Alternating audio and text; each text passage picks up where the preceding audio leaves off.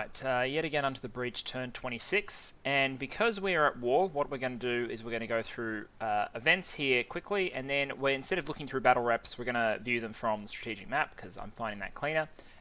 Trading-wise, so we got two things that we traded from Ulm this turn. Death gems are obviously useful. We're just stockpiling them for later, they're good currency, and Ulm wants earth and fire gems in return.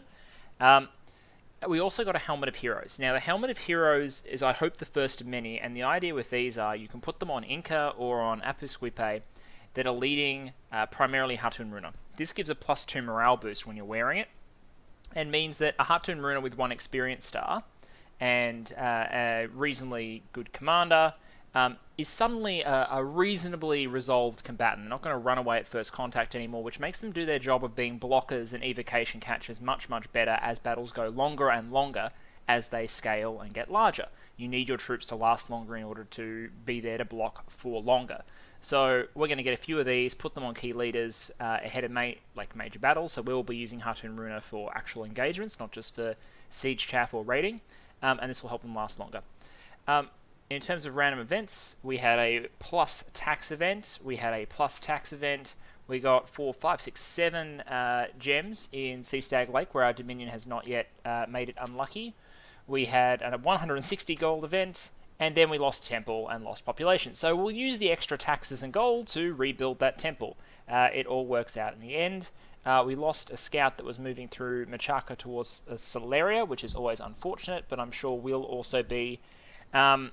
we'll probably catch scouts that are moving through our land towards Ermor, so it goes both ways. You can't pick friendly fire on these. Now, let's talk about the war. So last turn, we launched a series of attacks.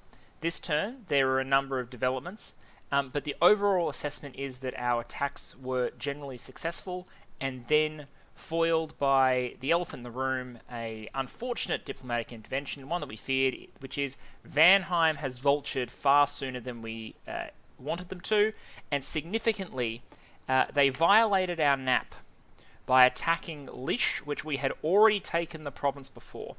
Now, I will be in contact with Vanheim. I'm almost certain they will say this is due to bad scouting, but I find that very hard to believe when you're talking about Vanheim, that they would not have scouts ahead of what I presume is a sailing raid that got these Hirdmen presumably sailed in by this Van Hers and carried them in to wipe out our PD. This could have been... So we lost like 6 troops in the PD here, and the income from the province. This could have been really bad if we had stayed here and lost men. It could also have been really bad if we needed to retreat there from somewhere else. This was reckless. This was reckless and an undoubted violation of the NAP either due to bad scouting or, quite possibly, a calculated move. I don't know which, but I will talk to Vanheim, and by the time the next turn rolls around, I will have a view on what to do.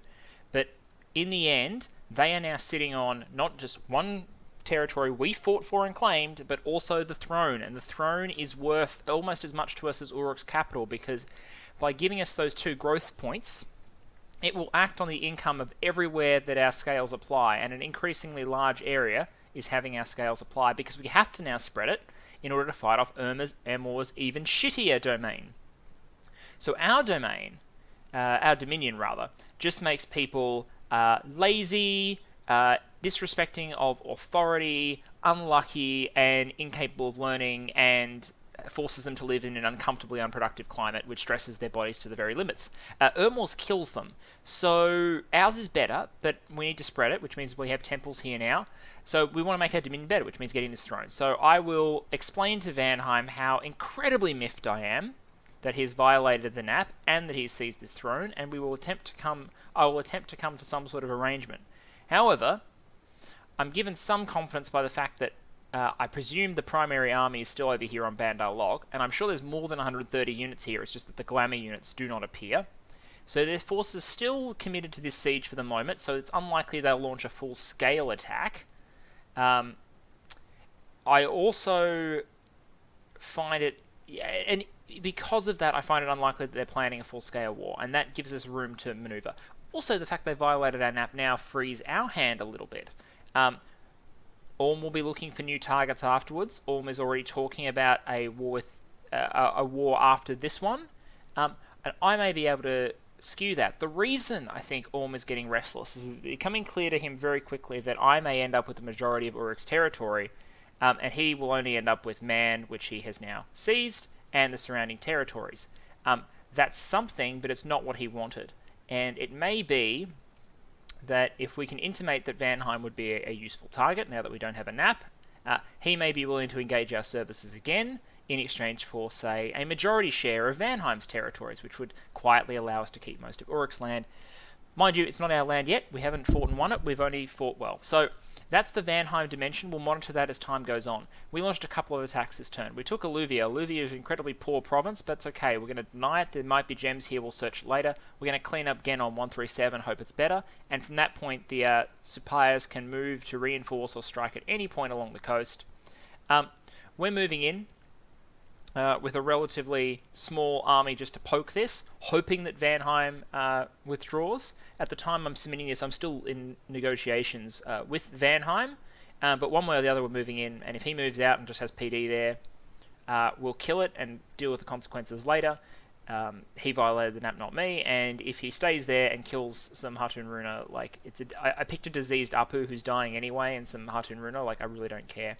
We launched a couple of other offensives. He launched a few counter raids. So we attacked Rame 156 with a relatively muscular chaff force, and what we found was a mixture of, you know, in Dominions that someone is getting desperate when they start using the, like, summon animals, summon wolves to just pull together random crap to bolster their armies using whatever gems they have available. So we've got crocodiles. Look, I'm an Australian, okay? I have full respect for crocodiles. I would not want to fight a crocodile. I don't think an infantryman is a match for a bloody crocodile. So I think these stats are, like, I would give them better stats than this, I reckon. A 15 morale, definitely. Fucking salties will rip you up. But maybe it's a freshie. But if it's a freshie, why is it a size 3? That's bigger than a person. That's like cavalryman size. That's not a bloody freshie. That's a big salty. In which case, I'd give him more than attack skill 10. Crocs will totally surprise you with how fast they can move over land. Like this combat speed 7, I don't buy that. They'll catch you over land and they'll take you down unless you're specifically trained to deal with them. Maybe an armor, but I reckon with the bite strength, I reckon even if you had like a chainmail leg, I don't reckon it's going to do anything. I reckon he's just going to crush. He's going to crush, bruise, break, tear. He's going to grab onto a limb. He's going to death roll, dislocate something, wreck you. Like, seriously, look up saltwater crocodile death roll. You'll see what I'm talking about. Like, anyway, crocodiles should be scarier than they are. That's my one contribution to Dominion's balancing. Anyway, we jump in, and in an act that makes me feel terribly unpatriotic, we murder the spiders, which is fine. We murder the bears, and then I think we're going to murder the crocodiles, which makes me feel really bad. Yeah, see, we freaking hit the crocodiles in the head with maces. We send in our slave soldiers. They get surrounded, and they all die. Really unfortunate. Anyway, in that battle in Rame, we actually net an NC, which I'm always happy to do, as well as all this shit that might have gone to the capital and helped hold off the walls. So, I don't want to view that again. So that was good. Alright, so that was Rame. We also launched an offensive in Klon. Both these have gem sites, by the way. A garden of frozen forests and a maze. So 2 astral pearls there. Very valuable. I'm very happy with that. I'm up to 10 astral pearls per month, and I presume I can get more. Anyway, so we moved into Klon, and in Klon we brought Sacreds, and they had just this small compact force that was moving in, presumably with a few reinforcements again. Again, we've got an NC, and I'm always happy to pick up a free NC kill. Holy Avenger goes off, but that's alright. Minimal losses. They retook Star Peaks by moving in 40 Iron Warriors. You'll see that we didn't really have much in the area to oppose. I literally picked the minimum province defense, so he took 1 gold and the income of the province. I've said to Machaka that they can have Star Peaks. That's just sort of a, hey, I know you're fighting Solaria, it's a less rewarding war than mine, and you're a good mate, so feel free to come in here and take the Nature Gem and take this province. Just, show that I'm giving him freebies and showing my value as an ally as I go on. so that was a majority of the offensives. There was a small fight over here in Haunted Woods where I literally they sent in the army that had been, I believe, on Ulm, which is a really weird maneuver. So this is the army that had been standing on Ulm, which of course Ulm has come in and taken instead. This is weird because they can't cross these rivers, which means if Ulm now moves to the east and Uruk either has to move west and accept a fight, because once you move here, you're truly trapped, or move here and understand that Ulm is probably going to bring their black plates and their army from Ulm here, and you're probably going to have a fight. That's great for me, because I was worried that Uruk would go here and then come this way, and I'd have to fight with this major stack as well. If those united, my force concentration problems or requirements would get a lot harsher. Anyway, the skirmishing is all happening, and we've decided now is the time to launch 2 major operations. We can't go after Tiny Willow just yet. I'm not willing to go that far of knocking off Vanheim, especially if they're holding this fort under siege. That works fine as long as we eventually get it. But we are sending a very large force, but only a small sacred band, only 40 sacreds, sending that to break Endron. The reason we only need 40 sacreds is there's only 20 units here, so if we kill the PD, there shouldn't be enough inside to resist us, and that will be that fort taken out. We're also going to clean up this province here, just with a raiding group. Just doing some tidying up around the northwest border. May as well get it productive and making income for Nazca, patrolling it down, getting it ready. Also cleaning up Forest of Aydin, bringing our crossbows forward and bringing more chaff forward. We'll need them later. Take the income, take anything else that might be there, close out this front, clean that up, at which point Uruk should basically be reduced to this province plus whatever province this takes. Because we are moving off, we're accepting he's probably going to raid one of these provinces. There's going to be nothing in either one of these areas. That's fine because we're going for the capital. We're sending it all in. Now, First and Forsaken Lion did move to the capital. I should have done the calculation on the movement points with the mountain pass. I didn't. And it turns out that there was enough movement points to make it. So the Anunnaki is there. I'm guessing it probably won't be patrolling. It might be. Either way, if it still has the same gear it did, we should take it out without much problem. We're bringing everything so we can wipe out whatever PD and whatever army is patrolling. If he's patrolling, and if he's not patrolling, we'll crack the fort instantly and we can deal with it later on. It will take us... yeah. We're... I feel good about this. We have to do it sooner rather than later. There's always risks. But... we need to crack the capital at one point. I think we're in a position to do it. So I reckon we go, we crack, we take it, and then when he has no forts left, we clean up wherever the army was, like we did Pythium, and go from there. In other news, Vanheim has, as we expected, cleaned up that other Bandar province, meaning the only Bandar province left is Bandar Log, which is besieged by Vanheim, so we're watching. We fully expect that to be broken and assaulted soon, so we'll get to see Vanheim's army, including the Glamoured units. Machaka has launched, apparently, quite a successful so far offensive against Solaria. Ulm has denied us movement through their lands at this point, so it's back to plan B so far as helping Machaka against Solaria goes. I think for this point we're just going to have to feed intelligence. I'll try and reconvince Ulm to let me jump through. The problem for him is that some of these provinces have unforted temples or are extremely valuable and doesn't want them moved through. So I'm going to move back, consolidate a larger group, and then hopefully move through. Otherwise, we're going to go a long way around. We're going to go through Uruk, and then eventually go this way into Solaria. Maybe Vanarus and Vanheim will let us through. If not, we'll say, hey, Ulm, we'll go through this bloody way. Just let us through, mate. So that's what's happening there. Other than that, not much going on. Research speed is accelerating. I haven't talked much about my research plans so far, but it's a mixture across the board of enchantment, construction, and evocation. The immediate goal we've got is Enchantment 4. Enchantment 4 gives you a number of very useful things when you're Nazca, and this speaks to my paranoia. So, number one is it gives us anti-magic. Why do we need anti-magic? We need anti-magic because the Pretender God here who I really hope isn't patrolling, has an inbuilt Vine Shield effect, and condors have relatively low MR. Now we have just built a Koya. The Koya is moving forward and is carrying a whole bunch of Astral Pearls. Why? Because then the Koya can cast Anti-Magic, and Anti-Magic, giving you +4 MR, lets you succeed against Vine Shield checks. So this will help us gear our army to beat the Vine Shield if the god becomes more of a problem than I expect. So that's really useful. The other thing is, of course, Nazca can cast Flaming Arrows relatively easily, and we have a decent crossbow core, and we can mass up archers. I don't like spending anything on troops. I'm not spending any gold on troops other than Sacreds at the moment. That's the only way I'm making my economy work, but we have a Flaming Arrow option if that becomes important.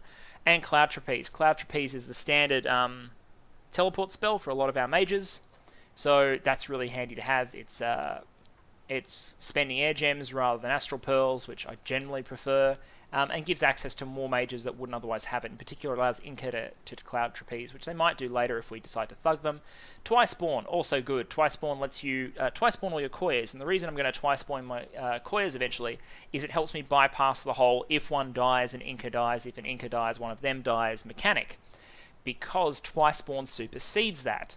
So if you are twice spawned, when you die, instead of killing one of your compatriots, you in fact become a white mage instead. And I believe it works the other way too. I believe an Inca that attempts to kill a Koya will instead will cause her to twice spawn, which lets you keep both mages and a Royal Malki, which can reanimate but doesn't have full paths. Haven't tested it, but I believe that's how it works and how it should work. That's the story of one of the famous figures in Nazcan history. So Twice Spawn will be useful for us. So generally a very useful school. Evocation 5 will get us Earthquake, which we've talked about before. At the moment we're just slinging fireballs. Construction 4 just gives us a bunch of really useful gear, especially if we need to create counter thugs or anything. We're not going to Construction 6. We're not going to Construction 6 because one of the compacts I'm trying to work out with Orm is I'm trying to work out a supply of research items from him, which would be in line with the deals that we've made, but not dumb of him. It would be a high value for me and relatively low cost for him, but might be strategically expensive for him. So we'll see what it takes to cajole him into going through with trading me items once he eventually goes up to Construction 6. Other than that, that's the turn. Urmor fighting Shinuyama, everyone else fighting Urmor, Kalem whipping around with relatively large armies, having pushed Asphodel all the way back to their capital. So this is all Kalem now. This is all Kalem. Is that a bramble fort? Or no, it's an ice citadel. So Kalem's actually been able to hold and produce a fortress and a temple here and start pushing the dominion of the forests back, which is really a dire sign for Asphodel, who I presume hold most of this territory, while Urmor stretches from here to here. So Urmor is by far the more dangerous power, including holding 2 capitals. And this capital probably not being under their dominion really yet, so still giving them gold, which of course Urmor can use very efficiently because they're not meant to have much of it. Anyway, that's turn 26. See you next turn. Alright, turn 27, yet again onto the breach. I'm going to talk about some really good stuff, which is diplomacy first, and then we're going to talk very seriously about the Urukian War and how you respond to unexpected or partially unexpected events in the Dominion universe, and how you apply calculus, at least in my thinking there. I'm always very conscious when I'm saying this that I'm probably going to look like an idiot in the future when I look back and reflect on this game, and also that this is really only game 2 or 3, depending on how you count for me in the Dominion's world. So apologies if I sound confident unduly. I'm just trying to apply principles I know to a game that I'm less familiar with.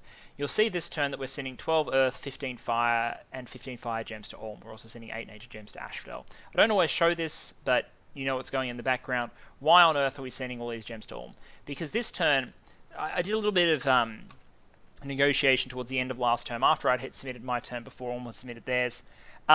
Turns out Orm already, we're at turn 27, Orm already has Construction 6. Orm already has like 1 billion hammers, and Orm is already mass manufacturing lightless lanterns. And they agreed that for this turn, they would sell us their production as an advanced sort of payment on everything that was going to happen in the further working together in the future. They're looking at Vanheim with greedy eyes, and they think that, exactly as we suggested, they think that a war with Vanheim is logical for them, and they think they can drag us in, and they can get most of the benefit from that war, whereas they haven't gotten most of the benefit from the Uruk War, albeit, I would point out, they have got an extra capital and a bunch of land and done basically no fighting up to this turn. So they're not getting a terrible deal. Anyway, these lightless lanterns dominate the importance of this turn for us research-wise, because we almost doubled our research with their receipt and the production of new mages. We jumped from like 202 research to... you can see the change in angle there was very significant, and it will continue to do so as long as we're able to buy those lanterns, which we will keep doing. We also found a slew of magic sites, so I'm covering the good parts of the turn first. So we found a citadel of the... I'm not going to try and pronounce that. It's a Greek word for like the substance they believed gave fire its essence, I suppose. Anyway, it's a 4 fire gem site that allows us to recruit 2 sorts of mages. A 45 gold research monkey, who we might consider, not sacred and not useful for anything else, but we might consider it, and a 150 gold slow to recruit fire 3. Niche useful, slow, old, can't be recruited quickly, but if I need fire 3 later, this just gave me a reliable source instead of 10% random, 3% random when you account for the split of paths, like 3% random, Incas. So, recruitable F3s, very useful. We found that, and we also found a mineral cave, which is 1 earth. Excellent, that was 5 gems there. We found an enchanted tomb in Hitboboche for an extra death gem. We found a magic site in Bira, which was Glen of Verdant Greenery, so another nature gem, and I think that was it for nature gems. So we're up to 15 fire a turn, 11 air, 5 water, 7 earth, 8 pearls, 8 death, 7 nature. Our gem income is going great because we are religiously searching everything with heaps of paths. We're throwing royal monkeys and paired high path mages at the problem, and we're using our independent mages, and we are finding gems. It's paying off. So that's all good. We'll go through the other battles afterwards, but let's deal with the elephant in the room first. We attacked Uruk, and we attacked Uruk with a lot of stuff. This is a huge army for this part of the game, but they patrolled with everything. This is a PD dump plus all of their sacreds and their god, and their god has a bunch of earth gems and is firing his buff cycle. And this is a problem. Now, we threw a few spoilers in first, hoping that there wouldn't be much here and we'd be able to put someone on the god in order to block or end the spell casting. That didn't happen. Anyway, our birds all drop. We drop down around the army and we start cutting into it. It is an expensive process because these units, as you can see, are quite resistant to us, but we can kill them, especially where... This is what I was talking about in terms of numbers with flyers. When you get the surround off, you start to pinch off salience. And when you kill a bunch of people, you cause even more of a surround on the remaining units, at which point you can throw lots and lots of paralyzed chances, which we have. And once they're paralyzed, you can just hit them really hard. Even the Hatun Runa can smack a stunned defense skill 3 Maiden of the Moon pretty hard. They're hitting with about 20 damage because I drop Strength of Giants on most of my units. There's 17 prot here. On average, they'll do 1 or 2 damage, which is about the regen. But there's a big surround and you're putting out more attacks and you do crit occasionally and you put afflictions on, so even Hatun Runa can damage stunned enemy units. Anyway, we're wiping out this army. The condors are doing the job. This noble, very expensive force of Maidens of the Moon with a very heavy bless is being cut down.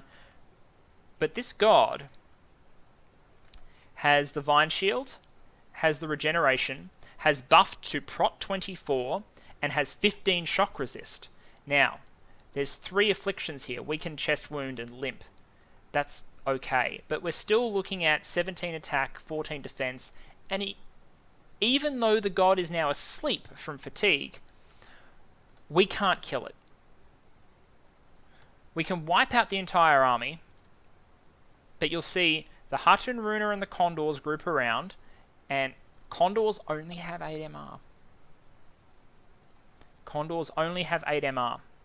And because the army gummed up our scripting so much, we're looking at a situation where we can't get the units that can actually kill the god around the god. We're doing damage, some damage, but there's a lot of regen. There is 20-something hit points, because you're looking at maximum hit... 19? Yeah, 19 regen. Yeah, 19 regen on that thing, which we can't do. We can't keep up with it. We've set it on fire, because when you're regenning, you're fire vulnerable. But they're going to regen through it. Even with Cursed Luck, which increases the chance of crits, which is probably where our occasional damage is coming from, we're only getting through that protection by critting, which Fate Weaving is allowing us to do with like alarming regularity for most units. But there's not much we can do here.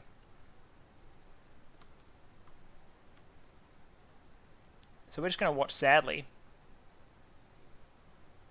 as we lose units to a combination of friendly fire, the god waking up and punching people one at a time,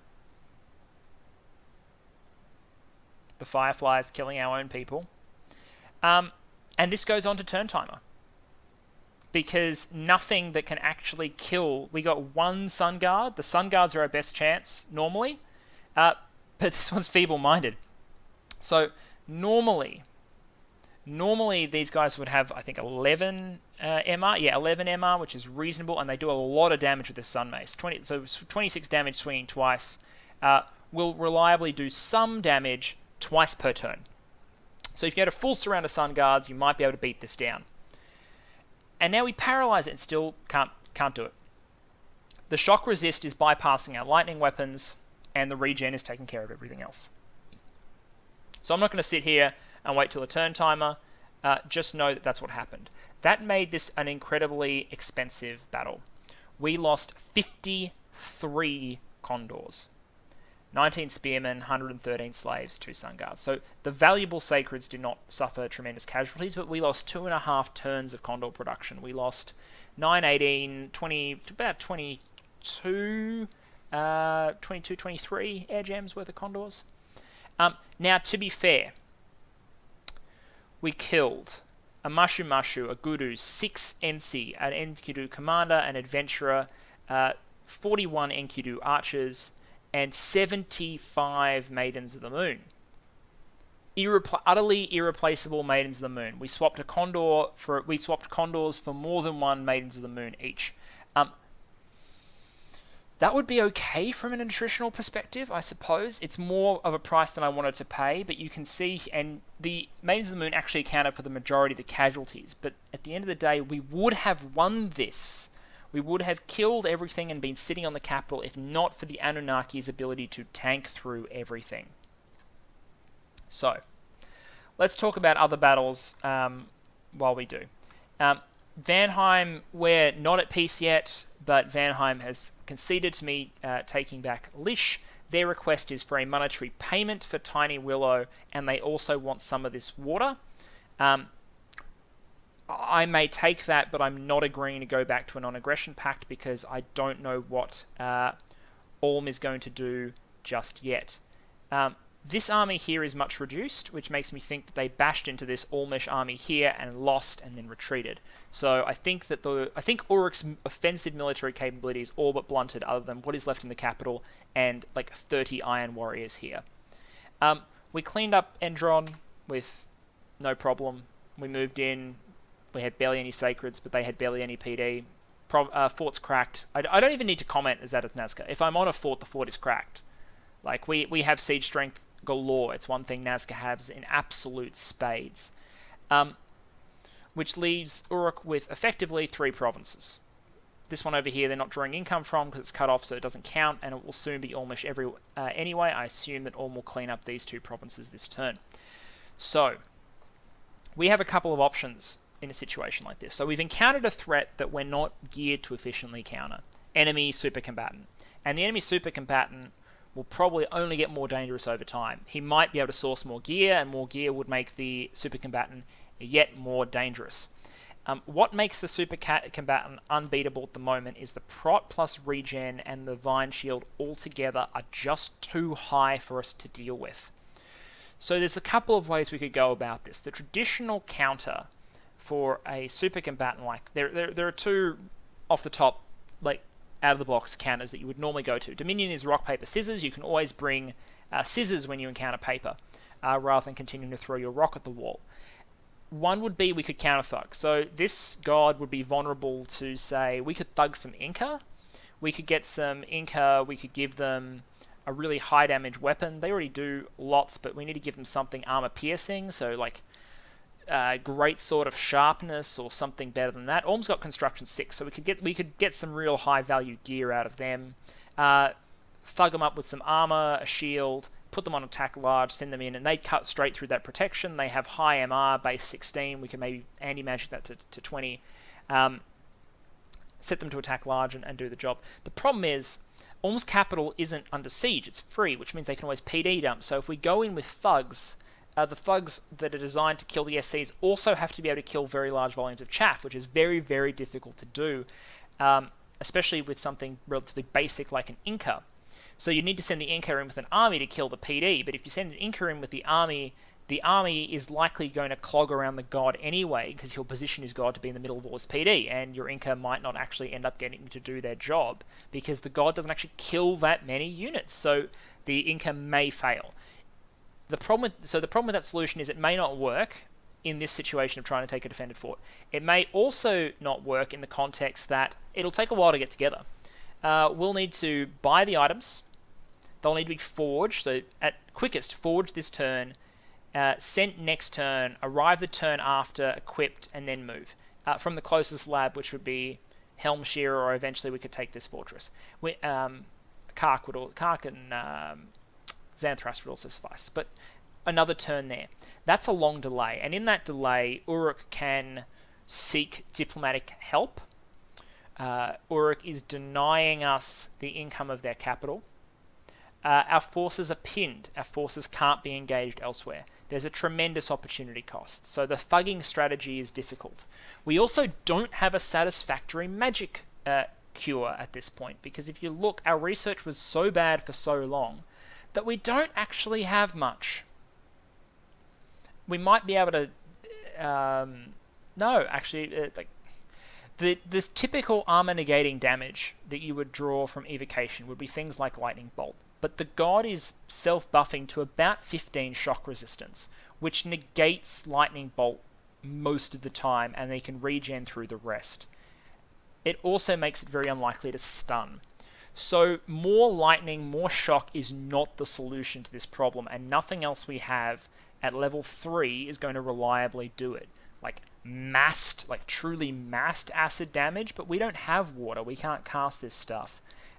We have limited magical options. We would need to go research, and we're researching better now, including getting some construction for boosters and our own, being able to indigenously produce thug items without having to clue Orm into what we're doing. But magic counters won't be on for a while. So what would you normally do if you don't have a counter to a new force? The enemy has rolled tiger tanks on the battlefield for the first time, and your shots are all bouncing off. So you'd give ground to create time, so we'd let Uruk recreate, roll out. We'd preserve our armies. The goal of this would be to preserve our armies while we bring in the counters, and then we attack again when we have a tool to counter our opponent's tool. But all that time, he's still researching, he's still forging, he's denying us their productive resources. And it leads me to the conclusion that it's not necessary to have a tool which efficiently counters the enemy if you massively outnumber the enemy. Time is sufficiently valuable here, and the resources under question, the capital, is sufficiently valuable. Like, there's enough gems there that'll make up for losses relatively quickly. And our military superiority is so total, in part because we've conserved our forces so carefully. Like, we have been careful with our armies. We have maneuvered to avoid his forces, only struck when we can consolidate much larger forces and kill his armies efficiently. Like, we have done that. We've caused this army to go and be killed by Orm, which is really convenient for us. That we have a huge, huge, huge military advantage. And all I need is to find a way to, using the very large hammer I have, drive a square peg into a round hole. And the solution is, we're going to go in again. We're going to go in again with with fewer slaves, more sacreds, and the reason, but we're still bringing all the condors. We still have to bring the condors because we still need troops that can clear out the expected PD dump. And the goal of this salvo is, look, if we kill the god, great, and we've got a small team of sun guards who are on hold to attack large monsters for that reason. They'll be buffed by a anti-magic cast, which will limit the effectiveness of the Vine Shield. But the real purpose of this attack is to send in our black bows. And our black bows are on aim, which takes the precision up to like 15, I think. Attack, attack, attack gets them really close. We've got 2 bows. And then fire large monsters. At the end of the day, all this attack is really meant to achieve is for the price of losing whatever I'm going to lose to his god punching. So I'm thinking like 30, 40 good units plus slaves. Buy time for the archers to go in and shoot their entire quivers at the god and hopefully feeble-mind it. Because without the additional shock resist and without the additional protection, suddenly a group of sun guards will be able to kill this thing. And kill it soon. So we're going to go in, we're going to chaff it, we're going to slam our face straight into this wall to buy time to feeble-mind the god, and once we feeble-mind it, we will attack again. Now, I hate this. This is painful. This costs troops. This costs time. It's unsatisfactory, but it's the tactical problem we're facing, and that's the solution I've come up with. I'm going to stretch the value of Nazca's Sacred Armies to the limit, use the tools I have available, and go now, and keep going until Uruk is dead, because I do not want him to be able to stay here. The Discord's already active. I've admitted on Discord that I suffered a major loss to the First and Forsaken Lion, that the Lion stands strong. Like, there are meme pictures of like dead birds at the feet of a Titan. Like, people know this is happening. They will vulture if I give them time and they finish their own things. And of course, they did finish their own things. Vanheim stormed Bandar Log this turn, and we got to see that there is a good group of sacreds here that stormed in to murder this group. So the Bless. The Bless is Reinvigoration, Blood Surge, Invulnerability. This means there is a vampire summoning god. Hooray! And of course, Blood Surge Invulnerability makes for those very high protection, borderline invulnerable, 20 protection against mundane attack and 21 defense, and then after they kill someone, they Blood Surge. Yeah, here we are. To go to 22 defense. No, that's with experience does. Anyway, Blood Surge, high damage, high attack, reinvigoration. Like, they murder with that morale value. They murder these Ord Asrapas. They come in and they just kill everything. There's some Claymen here. Hooray! They regenerate two per round. Won't help them against these guys. Sacreds just cut through, murder the entire Sacred Core. Even this poor Prophet, which is a white one with high paths that is ethereal. They're still going to smack it down. They just surround it and stab it. Take their time about it though. Not bad. Not bad at all. Performance from that one there. But meanwhile, everything on the walls is dying, and eventually he's going to die. So the total casualties at Bandar Log were 2 Huskarls, 1 Ogre, and 1 Valkyrie lost, for a Guru, Arishi, Yakasha, 3 Yogis, 12 Apsaras, some Bandar's Claymen PD, everything. So 4 losses against all of this. Like, that's really, really sad for Bandar Log. And so and Bandar Log. Monkeys at a Typewriter has been permanently vanquished. So, there are also like smaller actions this turn. Vanarus notably moved in against Celeria to support the very successful thus far Machakan War. Machaka is deploying cave grubs, I've heard from someone who has scouts in the area, in order to up their siege strength, and also massed flaming arrow pygmies, which are apparently slaughtering the undead legions of Celeria. So Vanarus has decided to move in and vulture that. Great. We'll make contact with Vanarus, let them know that we're going to scout Vanheim, maybe see if they're nervous about Vanheim, because we know Ulm is looking in that direction, which may be an opportunity for us, given I had my nap violated, and I'm not happy about that. Anyway, so we took that fortress. We're storming. We're not storming with everything, but we're storming with a good force. It'll do the job, no problems. We'll reclaim this province, Klon. We assume that what will happen is these warriors will move in to reinforce the defense here, so we'll have to deal with those iron warriors when we attack. Another reason to bring all the condors. So we'll reclaim Klon, close the envelopment around the capital, so he's at least locked in. And then once that's done, we'll wait for Machaka to come in and clean this province up. We will if he doesn't soon. Other than that, we'll continue researching, we'll trade off, we'll get more lanterns to get our research up. We've got our mage production going, we're continuing to search. We're producing commanders up here to start salvaging slaves from the surrounding area. We're recruiting research monkeys, more research monkeys, And I think in, well, yeah, one place. In Pythium itself, we're recruiting Hurons. We're not going to recruit Hurons here, only research monkeys, because they might get diseased. I made that mistake once already.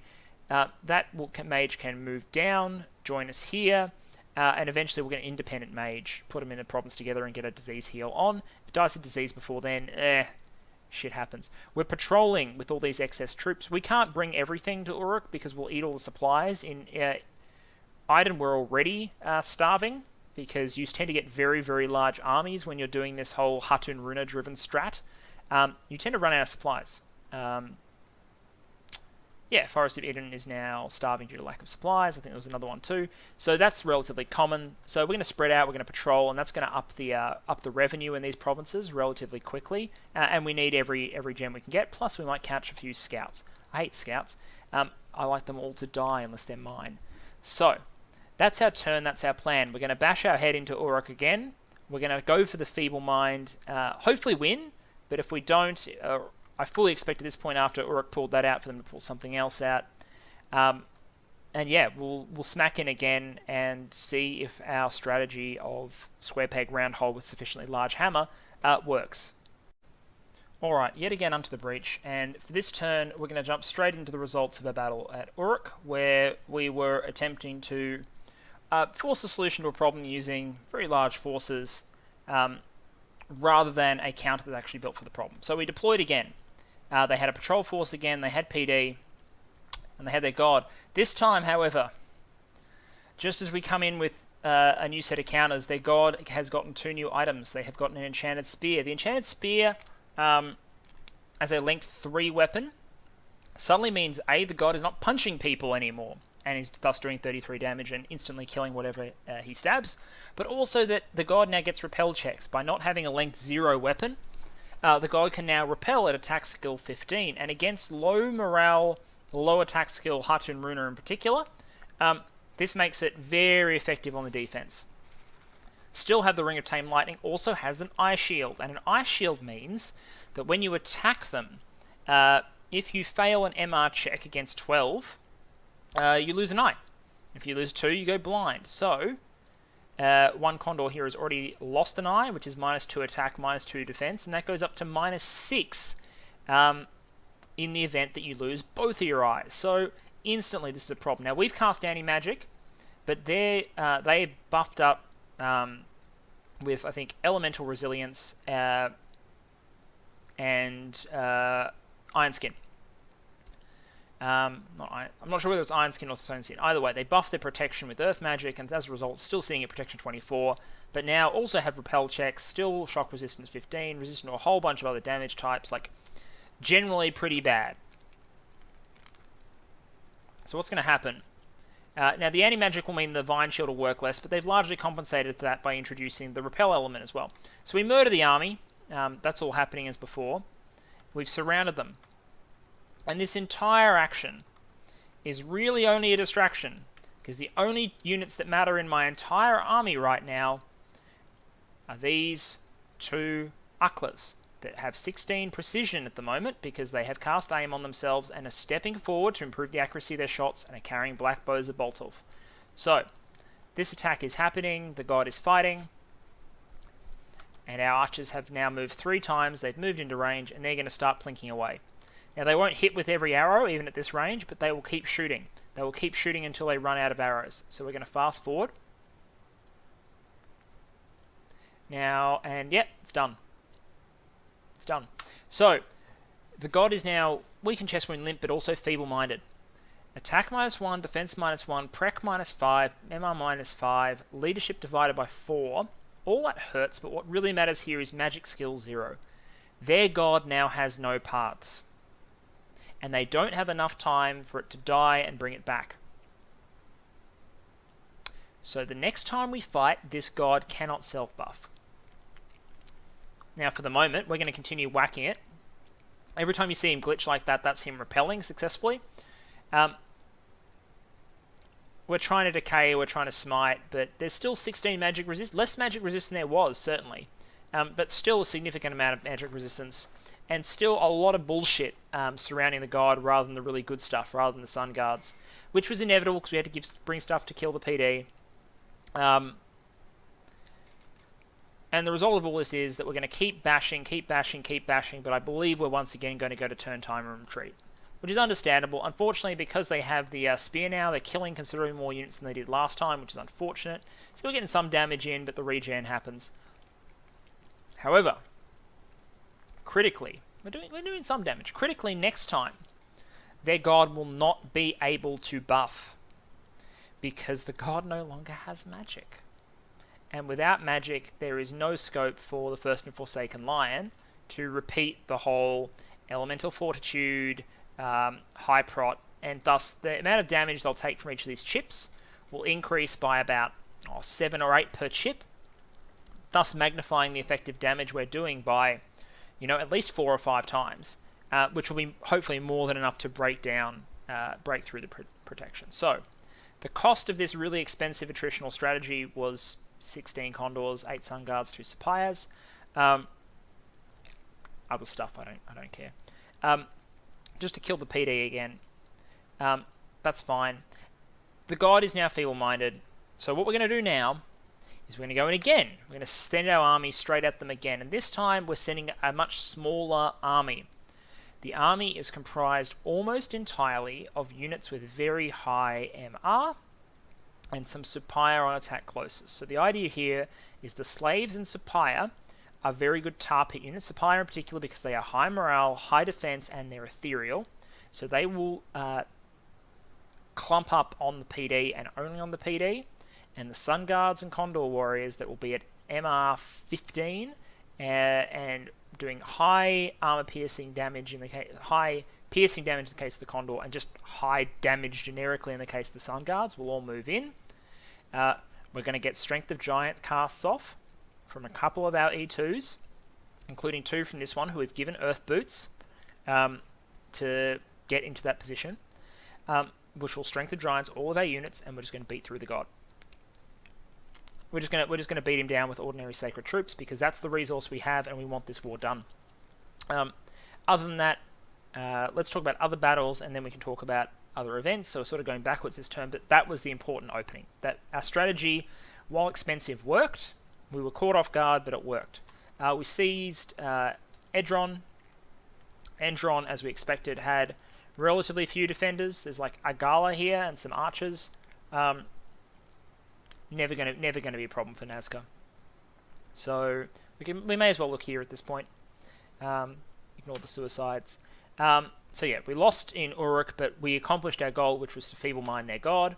Machaka moved into the province that we said that they could have, and took it. We seized Klon with no resistance. Ermor continuing to let us suicide Apu. Crushed the remaining Urukian army. This is actually a good chance to check out the Ulmish army. This is a fraction of what Ulm brought to the war against Man. Ulm has a lot of troops, and what they're doing is they're doing Ulmish things, which is shooting very large numbers of Arbalist bolts. So they've got a large number of these guys. A lot of legions of steel, steel-covered infantry, so up to Prot 26 on these black plates, which is very impressive. And a good number of Black Knights too, who are high-stat, effective cavalry. And they've got their god, if I can click, Christine, the Thrice-Horned Boar, who is 4 experience stars and has a MR Amulet and a Ring of Regeneration. So just a powerful Earth-4 H2. This is an El Cheapo Boar. So just enough to expand and give a little bit of nature access to Ulm. This is enough to make maces for any independent nature mages he finds. A little bit of regeneration. And yeah, you can see that there's a lot of Iron Darts, which means no Iron Blizzard, but that doesn't surprise me because he went to bloody Construction 6 by like turn 20, so these Priest Smiths are throwing Iron Darts and the other mages are just throwing buff spells. So he cleans up the last of the Urukian army in the west. Leash, we were raided, so instead of moving into the fort, moved west. Now we're just going to reinforce all these surrounding provinces and pin this, so unless this force goes here, we will catch it and kill it, just like we eventually did to Bithium. We're going to have enough troops in all of these areas and in here itself to kill it. So that's fine. Unexpected events. Belfields, we found a blood slave, and then we know that barbarians are coming to Vache. So that's fine. We're going to evacuate that province. We'll let the barbarians attack. and then we'll come back with sacreds to kill them, because unfortunately this group won't kill the barbarians if there are too many, so we'll evacuate and then come back. So that was that. We discovered some scouts. We killed a monster boar before it could cause problems, so this would otherwise cause an event. We killed a Machakan scout who is in Uruk, just casually seeing how we're doing. Yeah, no, I don't want that. I don't want people to understand. I want it to be rumour that we've crushed Uruk as effectively as we have. I don't want it to be confirmed, understood knowledge, and I don't want them to have good pictures of how large my forces are. That's very important. I've got to control the threat perception, especially from Urmor, because Nosy Rat will probably figure out that I still don't have a counter to him at this point, and I am vulnerable. And I think I want to get at least one more war in to buy me time and resources while I get what I need to go and help my friends against Urmor. Killed a Shinayaman scout, killed another Machakan scout in former Pythium areas, did a bunch of patrolling, so you can see that come online. Man has been permanently vanquished as a result of Ulm taking their last province. And in terms of trading, we received a new tranche of lightless lanterns, which we're paying a reasonable amount for. Ulm is paying 1 gem to make these. We're giving him more than that, but I don't care. Like lightless lanterns for Nazca, he would not be doing this if it was not part of our larger arrangement that included him getting the throne, us being partners in this war, and probably partners in the next war. This is a gamble for him, but he's gambling that it will allow him to become one of the bigger actors in the game. This is the story. This is the value proposition. The value proposition is if you work with me, I can make sure that you become probably the number 2 or number 3 in this game. I don't know whether I'm number 1 or number 2. I'm competing with Urmor at the moment, but Ulm will be up there if Ulm works with me and is thus able to win large tracts of territory, valuable territory with minimal losses because I'm doing most of the fighting. Anyway, we got Earth Gems from Asphodel for our Nature Gems. We finished Construction 3. We're going for Construction 4. Summon more Condors. Only found 1 site this turn, an Enchanted Field, which is 1 Nature Gem. Take it, Nature Gem up to 8. So we only have N1 access and we now have 8 Nature Gems. Through searching with these shitty N1 mages. Search with level 1s. It's great. You will find stuff and they're so cheap it's worth it. If they weren't cheap, it probably wouldn't be worth it. But they are cheap. And we're now up to 8 Nature Gems. Love it. Anyway, so we're going to try and close out the Urukian War this time. And then we're going to look at next moves. And I'll discuss what I think those next moves are after I talk about the world at large. So we're going to move in. We're going to take Uruk, as I said. We're going to clean up Lish. And then hopefully after that we'll storm Uruk and that'll be done. Vanheim, we have arrived at a deal. The deal is that I will pay. He will evacuate Tiny Willow the turn after this one. He will get Alluvia and maybe Genom, depending on what we finalize that at. There isn't going to be a restored nap. There will be, I think, 70 gold in payment for the 7 lost units. I haven't really forgiven, but I think it's a fair deal. But I am definitely thinking about Vanheim as a potential target along with Ulm. Now, let's look at Vanheim. So Vanheim has El Guapu Bagan, the Eldest Dwarf, which is a Rainbow Sight Searcher Forger, who I presume is sight searching, in Andoria 124. So at least we have eyes on the god. Now that's important because you'll remember the invulnerability part of their bless is incarnate. So if we can assassinate that god with a strike force at the start of this war, then we can take the invulnerability bless out of the game. And that's why I want Construction 4, among other reasons. Once I get Construction 4, I'm going to start making Shade Mail Horbigens. And those allow me to give stealth to Inca. Why do I want to give stealth to Inca? Because if you look at a Condor, Nazca has no stealthy commanders. Nazca has no stealthy commanders, but they do have a high leadership Holy 3 commander, who we can make stealthy.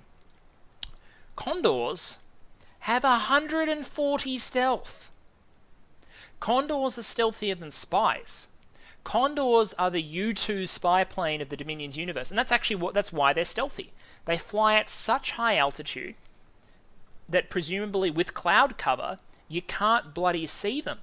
Or they're flying at night. I don't know. But either way, these guys fly at extremely high altitude. See, no other bird can soar at such heights, thus condor scouts are rarely seen.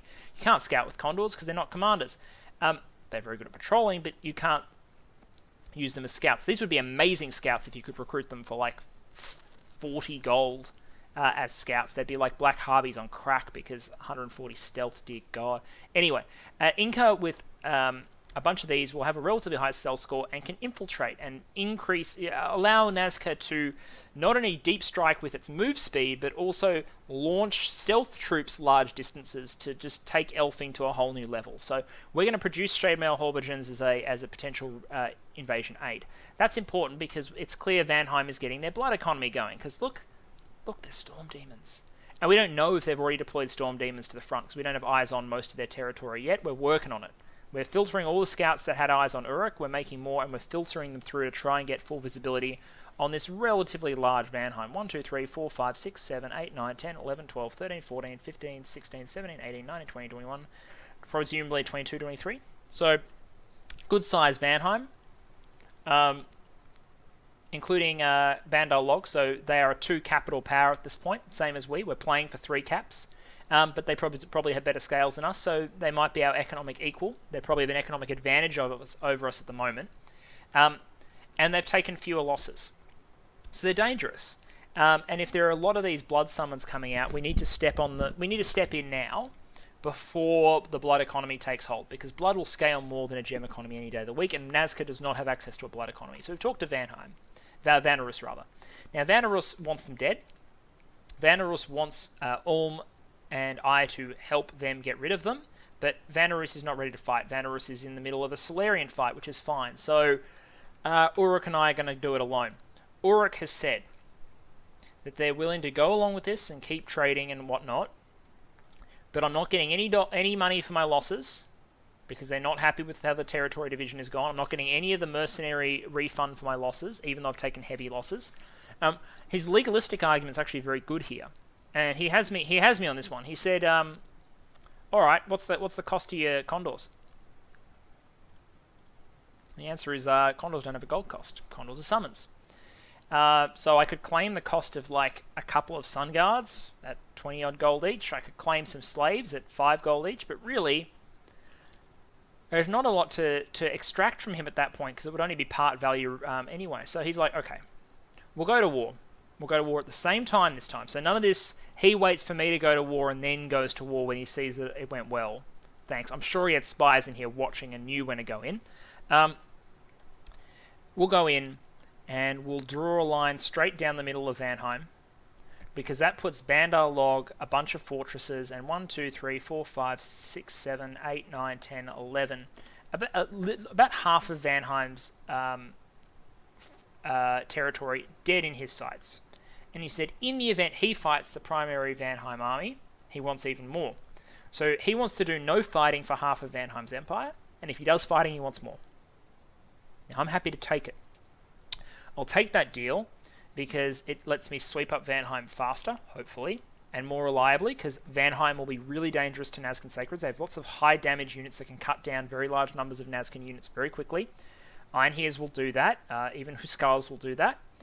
He's got blood summons coming online. He's likely to have some mean magic and good gem income because he will have searched with Al Guapo. He might have some thugs, which will be hard for me to deal with. I mean, I'll have to adapt the strategies I'm using on First and Forsaken Lion, particularly the anti-magic to counter Vine Shields, and using Fate Weaving to counter very high defense and all that sort of stuff. So I'll rely on those sort of strategies if I have to.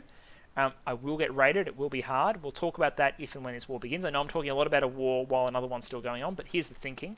The other thing is just buying Lightless Lanterns is worth so much. You know, I've gone from 200 and something to 400 and something to 500 and something research. It's changing my game. It's changing my game having these Lightless Lanterns which I can throw on... Where's my research parks? Yeah, research park here. And the quills that I took from other people. It's changing my game. So I want him as an ally. Oh, let's do it. Even if it makes him nice and big and scary. May as well. I mean, Machaka will probably eat Solaria and be just as scary as Ulm, and then it'll be a counterbalance. Although, that'll put Ulm on 3 caps. But, hey, you need to make deals. You need to make friends. And this is a practical friendship, as opposed to, I'd say, the more pure friendships I have with Shinuyama and Facia. So we'll see how that goes there. Anyway, that's my diplomatic thinking. We're going to close out Uruk. then it's probably time to target Vanheim and euthanize them before they get their blood summoning well underway. There is no reason to intervene with our friends Machaka, other than to support them however we can, because they are fighting and winning against Solaria, and we want them to win, ultimately. That does mean they'll get big and have lots of money, but that's fine. We don't want to interfere with Calum. We don't want to interfere with Smokey, because Smokey's been really good. We can't reach TC, and we don't have, unlike Facia and even to an extent Shiniyama, we just don't have the tools to fight Urmorish armies at the moment, because we can't supply large armies of Hatun Runa, and our sacreds are poorly designed for killing very large numbers of Urmorian units, and also we don't have a great answer for Urmorian sacreds. So, that's our turn. We'll have a quick look at our graphs, which show that we've got a little bit of an income dip that'll go up as we take Uruk. We're continuing to make gem gains. Our research graph is just going great. Love it. Army graph, even with the losses, that was last turn's losses, that was this turn's losses. Our production is now so high, particularly in Hatun Runa, that we're gonna get through it just fine, and we're continuing to take clay. So we're in a good position. What we need to do now is, while keeping Machaka friendly and keeping our friends alive versus Urmor, but also keeping faith with Urmor, because we did make promises. Whether I would make those promises again, I don't know, but I definitely respect Nosy Rat's skill, and we will respect the agreements we've made with him. I will not be pressured out of those deals just yet. We'll continue to get our economy online, spread our dominion, create a bulwark of faith against Urmor's dominions while we site search and get our research and economy geared up, and then we'll probably fight a quick war, hopefully quick, with Vanheim before other people start to realise just how dangerous we are, at which point we will probably be forced at that point to turn on Urmor and deploy our Evocation 5 counter, which we will get eventually. But first I'm going to go up to Conj 5, and the reason I'm going to Conj 5, couple, I want Huakas, not for them specifically, but just in general, I think they're good. I want Contact Naiad for magic diversity, if I can get something that will summon it, and now that I have Enchantresses, I will. So I'm recruiting these Enchantresses. This is the last thing I'll say for this turn. We've already created one, and it went Air 2, Water 1, Nature 1. It's alright. It can forge Clams of Pearls, which will enable us to get anti-magic cast more cheaply and effectively and more regularly.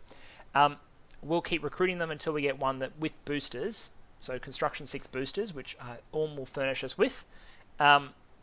We can get the paths necessary to get a Naiad, and then we're boosted, and then we're big in water. We don't have much water income, but we'll start site searching for it. So I want the access. I also want I want elementals. Nazca can summon elementals relatively easily, so we'll get those too. And we may even spy on people with the Let Me See Your Graph spell. So anyway, we'll go for that. We'll grab a few other things along the way, and then when it's time for Urmor, we're going to go Evo 5, we'll go to Earthquake, and that will be our solution to the Urmorian problem if we can get a good enough supply of Earth Gems. Anyway, turn 28, we're about to attack Uruk for what I hope is the last time. Wish me luck, see you next turn.